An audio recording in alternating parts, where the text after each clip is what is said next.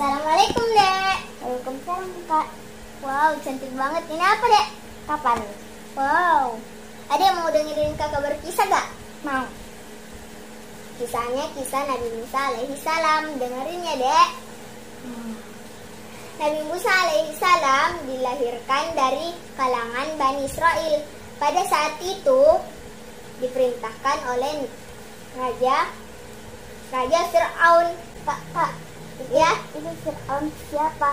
Raja Fir'aun dikenal sebagai orang yang paling sombong, kejam, dan zalim. Nanti kalau ada besar jangan seperti Fir'aun ya, Dek.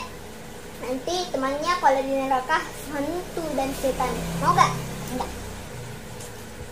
Pada suatu hari, Raja Fir'aun terkejut oleh ramalan seorang ahli dukun kerajaan yang mengatakan bahwa semua bayi laki-laki yang dilahirkan oleh kalangan Bani Israel yang kelak akan menjadi musuh terbesar kerajaan. Dan Raja Fir'aun pun sangat khawatir akan kehilangan semua kekuasaannya. Dan Raja Fir'aun pun memerintahkan kepada semua bala tentaranya untuk membunuh semua bayi laki-laki yang lahir pada tahun itu. Pada saat itu ada seorang ibu yang melahirkan anak laki-laki yang bernama Musa. Dia sangat khawatir dan takut jika anaknya dibunuh oleh tentaranya Fir'aun. Kemudian ibu Musa pun menerima ilham dari Allah untuk memasukkan anaknya ke dalam peti dan menghanyutkannya di sungai Nil.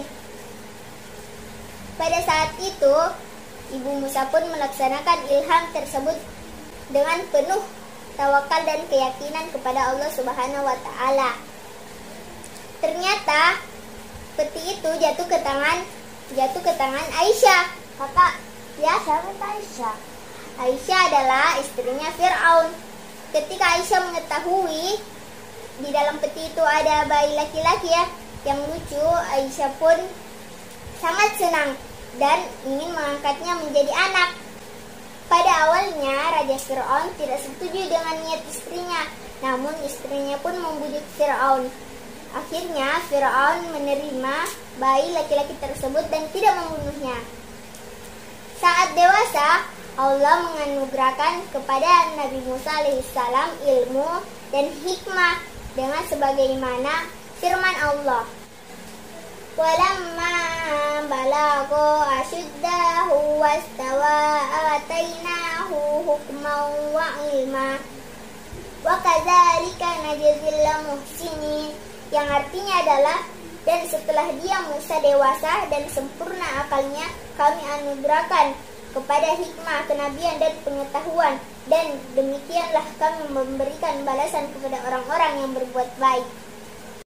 Pada saat itu ada satu golongan yang bergolongan Kipti atau bergolongan kerajaan, dan satu orang lagi yang bergolongan Bani Israel atau bergolongan Nabi Musa alaihissalam.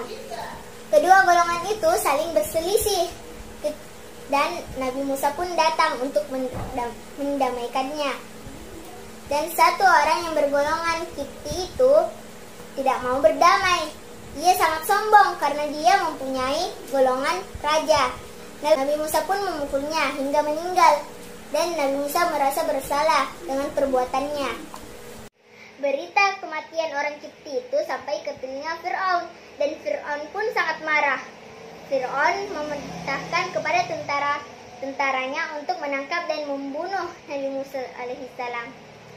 Ketika Nabi Musa mengetahui itu, Nabi Musa pun segera pergi dari Mesir dan beliau sampai ke negeri Madian. Setelah pergi lama meninggalkan Mesir, Nabi Musa pun kembali ke Mesir untuk menghadap ke Fir'aun untuk mengajaknya ke jalan yang benar. Raja Fir'aun pun sangat marah dan pertarungan dimulai. Pesihir Fir'aun melemparkan tongkatnya, dan berubahlah tongkat itu menjadi ular-ular kecil yang beracun untuk menyerang Nabi Musa alaihi salam. Nabi Musa pun merasa takut, tetapi Allah menolongnya. Allah berfirman dan mengatakan, "Jangan takut, sungguh engkau yang menang, dan lemparkan apa yang ada di tangan kananmu." niscaya ia akan menelan apa yang mereka buat. Setelah itu Nabi Musa pun melemparkan tongkat yang ada di tangan kanannya, dan berubahlah tongkat itu menjadi ekor ular yang sangat besar dan memakan semua ular kecil-kecil yang dimiliki oleh pesihir Fir'aun. Melihat hal itu, pesihir Fir'aun menyadari bahwa kebenaran yang dibawa Nabi Musa ada benarnya. Setelah itu, penyihir Fir'aun beriman kepada Allah Ta'ala. Nah, itulah tadi kisah Nabi Musa alaihi salam. Ada 3 teladan yang dapat kita ambil dalam kisah Nabi Musa alaihi wasallam. Yang pertama, dapat menanamkan kasih sayang dan tolong-menolong dengan orang lain. Yang kedua, bersikap sabar dan tabah dalam menerima cobaan. Dan yang ketiga, berusaha untuk mengajak semua orang berperilaku baik. Semoga kita bisa mengamalkan pada kegiatan sehari-hari. Wassalamualaikum.